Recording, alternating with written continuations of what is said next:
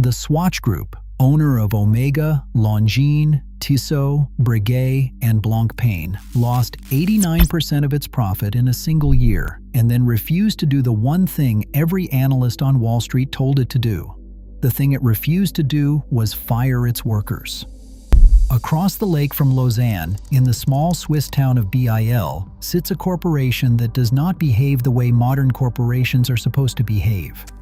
Its inventory warehouse holds roughly 7.3 billion francs worth of unsold watches and movements. The operating margin in its watches and jewelry segment has fallen to 2.1%. Its share price is down 43% from the post-pandemic peak. Its largest market, China, is collapsing, and its chief executive, Nick Hayek, is sitting behind a desk in Biel, smoking a cigar, telling shareholders he will not lay off a single watchmaker. What follows is the story of why he keeps saying that, who is trying to stop him, and what happens to a luxury empire when its chief executive treats a corporate balance sheet like a moral document. For context on just how timely this story is, the shareholder vote that tried to force a change of course happened on the 12th of May, 2026. To understand why Nick Hayek behaves the way he does, you have to understand the world his father walked into when he took over a dying industry in the early 1980s. When Nicholas G. Hayek arrived, the Swiss watch industry had just been gutted. Cheap Japanese quartz, led by Seiko and Citizen Watch, had wiped out the workshops of the Jura Valley with the indifference of a forest fire. Tens of thousands of Swiss watchmakers had lost their jobs. The cantons of Neuchâtel, Bern, Vaud, and Jura had watched their oldest industry vanish in a single decade. The men and women who knew how to assemble a chronograph by hand, who could certify a movement to COSC chronometer standards, who sewed the Swiss-made label into the DNA of every piece they touched, had been told that the future did not require their skills. Hayek, an outsider with a consulting background, refused to accept that verdict. He did three things.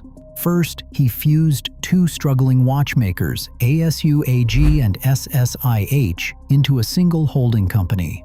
Then he launched a plastic, brightly colored quartz watch called the Swatch, designed not to compete with Japanese pricing, but to make Japanese pricing irrelevant by turning watches back into a fashion object. And he made a quiet promise to the canton governments who had given him their support. The factories would stay open. The skilled labor would stay employed. The Swiss watch industry, in his view, was not a portfolio of brands. It was a national craft, and a national craft did not get downsized when the spreadsheets demanded it. That promise became a doctrine. The doctrine has now outlived the man who made it. Nicholas Hayek died in 2010 of a heart attack in his BL office at the age of 82. His children, Nick and Nayla, inherited the company, and with it, the doctrine.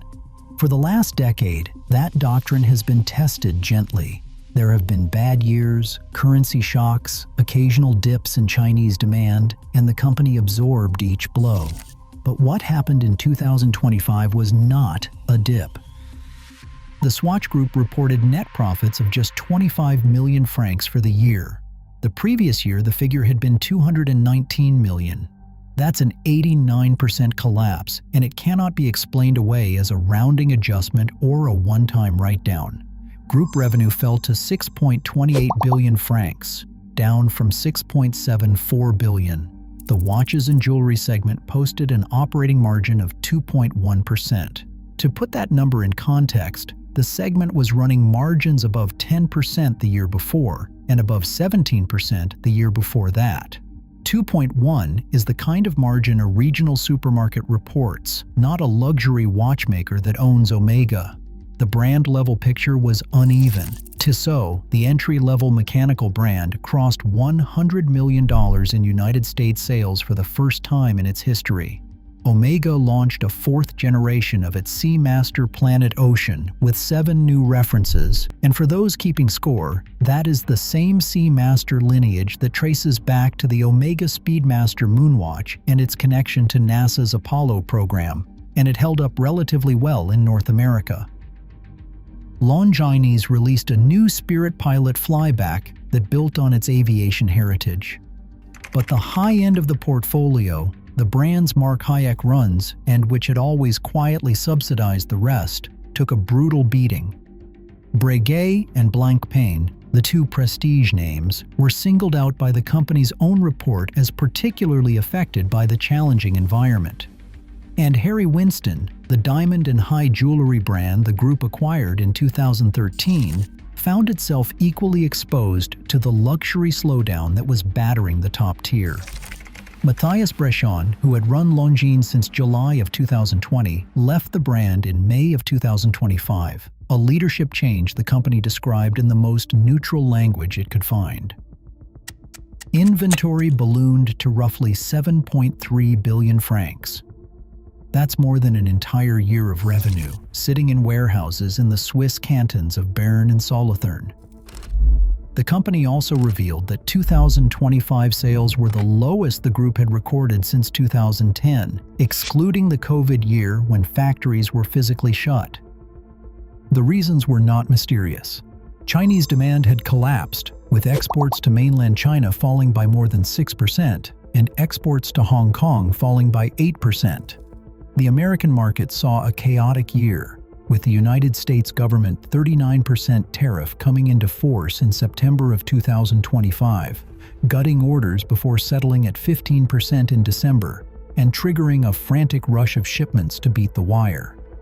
Japan, meanwhile, was hurt by a strengthening yen and the disappearance of Chinese tourists who had previously fueled luxury sales in Tokyo and Osaka. Underneath the macro collapse, there was a slower, structural problem the company could not blame on geopolitics. Demand for entry-level mechanical watches, the $70 Swatch and the $400 Tissot, was being eaten alive by smartwatches. The Hayek doctrine had built its industrial base on the assumption that a child who bought a Swatch at 13 would buy a Tissot at 23, an Omega at 35, and a Blancpain at 55. Apple had broken that pipeline. The first watch on a teenager's wrist in 2025 was no longer a Swatch. It was a Series 10. A normal corporation presented with these numbers would have done what every other Swiss watchmaker did in 2025. It would have laid off workers. Breitling cut more than 50 positions across its headquarters and global subsidiaries in May of 2026 under Chief Executive Georges Kern. Tudor and TAG Heuer, part of the LVMH watches stable alongside Hublot, trimmed quietly. Richemont, the rival Swiss conglomerate that owns Cartier, IWC, and Jaeger-LeCoultre, made its own quiet adjustments to headcount as the luxury slowdown deepened. The Federation of the Swiss watch industry reported the first decline in sector employment since the pandemic, with the traditional watchmaking cantons of Vaud, Neuchâtel, Jura, and Bern all losing jobs. Nick Hayek did not. The Swatch Group didn't announce a single layoff in 2025. Production capacity was maintained at the previous year's levels. The factory floors in Biel and Grenchen kept running. The polishers, casing technicians, movement assemblers, and quality control inspectors who had been on the company's books in 2024 were still on its books in 2026. The company even filed 187 new patents during the year, down only slightly from the 196 it had filed the year before. And the inventory pile grew and grew and grew. It's also worth noting what that workforce represents in terms of craft. These are not generic factory workers. They are the people who hold the Swiss-made certification in their hands every day, the designation that legally requires a watch's movement to be made and cased in Switzerland under Swiss quality controls. Lose them, and you lose something that cannot be quickly rebuilt. That, in essence, is the Hayek argument for keeping the lights on. The most prominent voice on the other side of this argument belongs to Oliver Muller. Muller runs an industry advisory firm called Lux Consult, based in the Swiss canton of Vaud, and he has been studying watchmaking long enough to have credibility. His diagnosis of the Swatch situation has been blunt to the point of cruelty. Muller has said publicly that the Swatch Group has a massive production overcapacity that can only be solved by selling some production units or closing them down. He compared the company's strategy to swimming against the tide and warned that at some point you drown by exhaustion. The metaphor was not subtle, and it was not meant to be. Muller's argument runs as follows. The Swiss watch market, particularly at the entry-level price point, has not paused. It has shrunk. The smartwatch did not just take a slice of the customer base, it took the future of the customer base. Maintaining production capacity for a customer base that has been permanently reduced is not patience. It is denial. Every month, the Swatch Group keeps its full workforce employed against a contracting market. It adds inventory. It cannot sell at the price it needs, and it burns cash that is increasingly hard to replace. A second voice, this one from academia, gives the diagnosis a longer arc. Pierre-Yves Donzé is a professor of business history at Osaka University and the author of a global history of the watch industry. Donzé has pointed out that the Swiss watch business has fundamentally transformed since 2000. Volume has roughly halved. Value has grown 2.5 times. What that means in practice is that the industry no longer exists for the customer who wants a watch. It exists for the customer who wants a luxury watch. The middle ground, the place where the Swatch Group's industrial volume lives, has been quietly disappearing for 2 decades. Muller's overcapacity warning is the same warning Donzé's chart had been making in slower motion since the early 2000s. Then there is the polarization point, which the company does not like to discuss in public because it makes Omega's situation look exposed. The very top of the Swiss watch market is not in crisis. Rolex, Patek Philippe, and Audemars Piguet are private companies with wait lists that have, if anything, lengthened. The pre-owned market for the strongest references at the top end actually returned to growth in 2025, with secondary prices rising by nearly 5% after 2 years of declines. The crisis is concentrated in the layer just below them: Breitling, Tudor, TAG Heuer, Longines, IWC. The brands that are too expensive to be impulse buys and not exclusive enough to be waitlist objects. Omega lives in that layer. So does most of what the Swatch Group makes outside Breguet and Blancpain.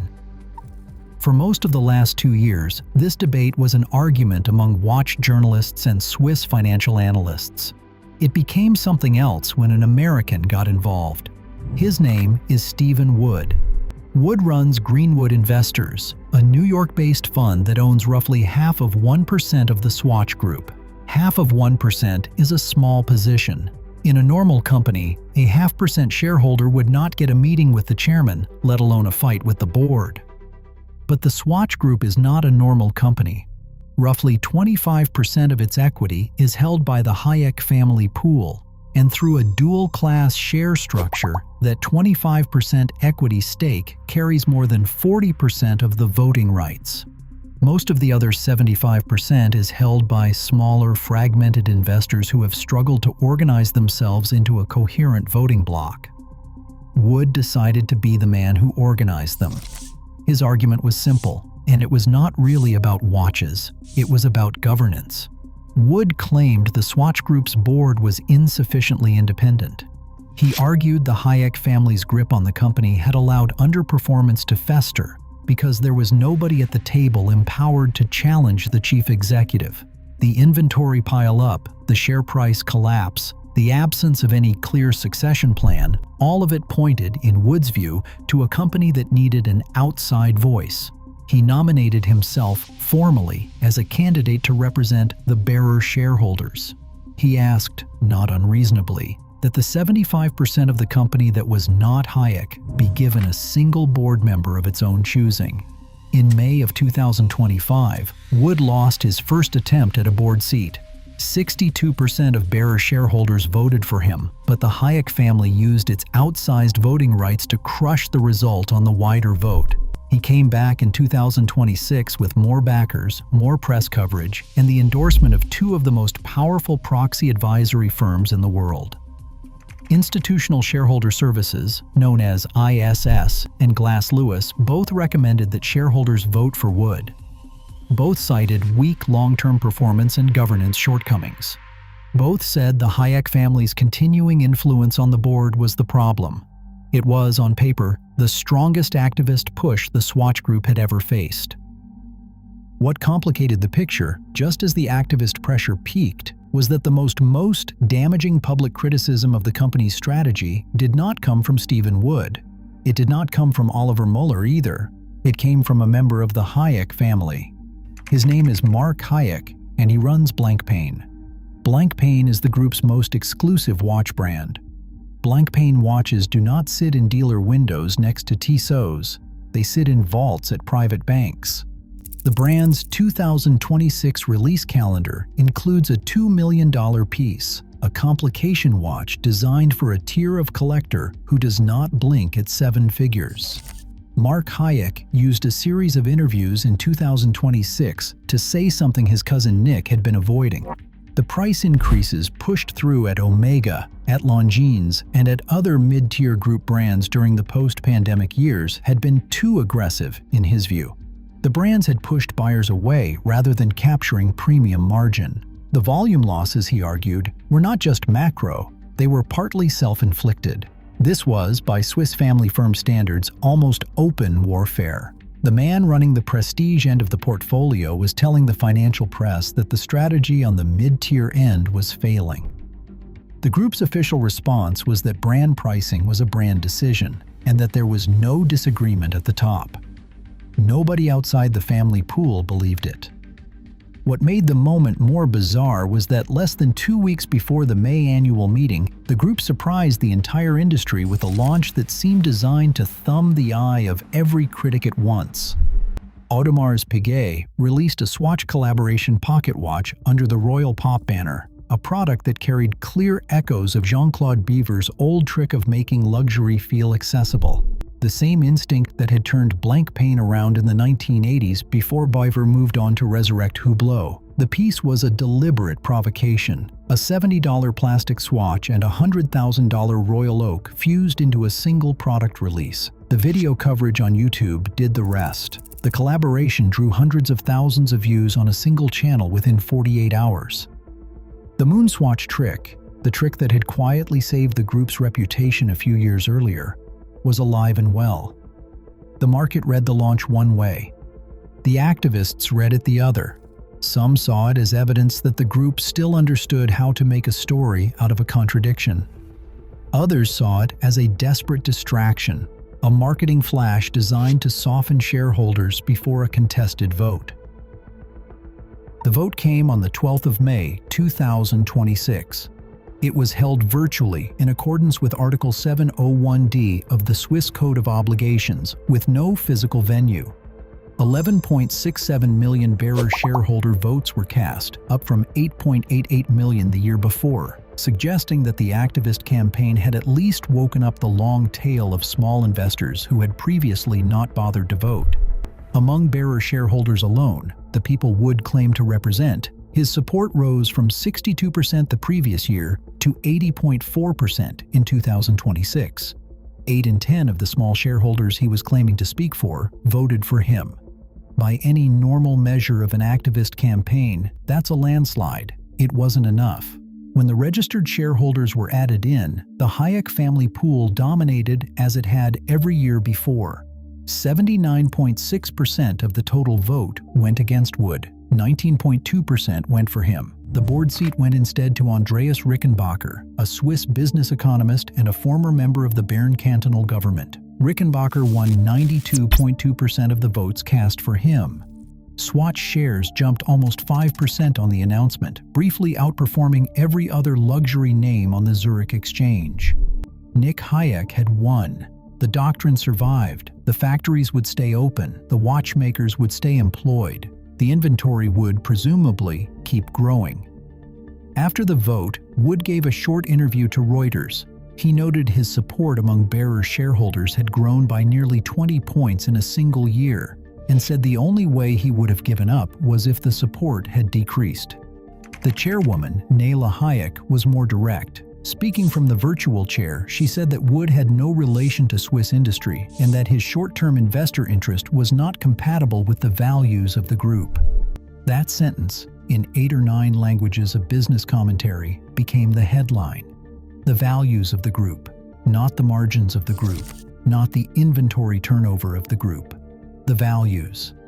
To watch a Swiss family company defend itself in this register is to watch a piece of 19th century corporate philosophy lecture a 21st century capital market. The argument is no longer whether the inventory is too large, or whether the production capacity should be cut, or whether Omega should have raised prices less aggressively.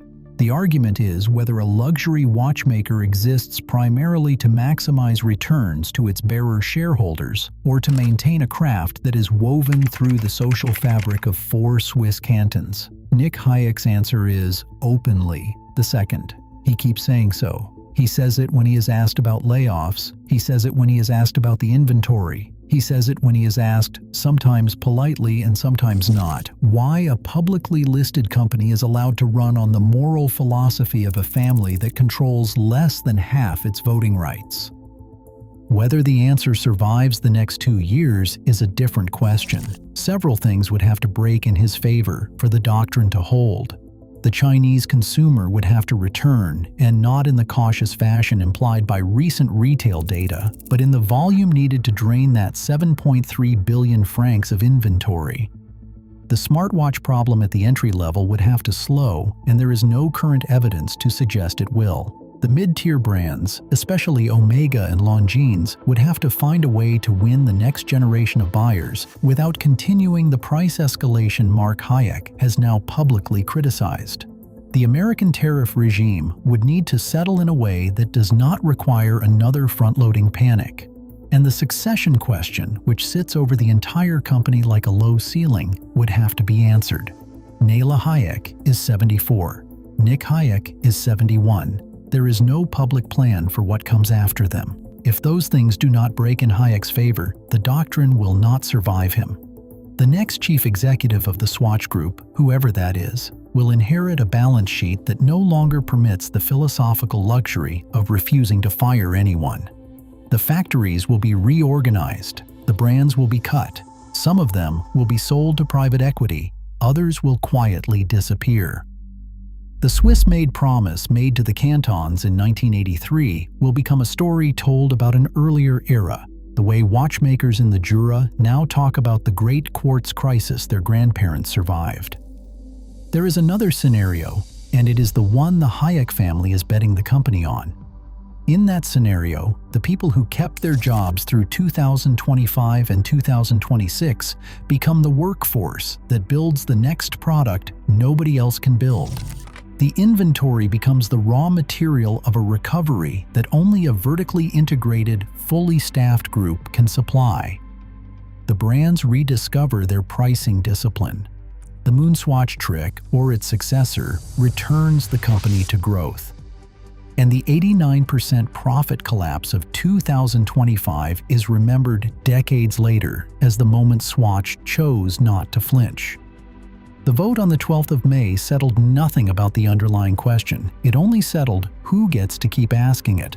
For now, the man holding the cigar in the office in Biel still gets to decide whether the company exists to make money or to make watchmakers. The shareholders who disagree have been told, very politely, that they are welcome to sell. The factories are still open.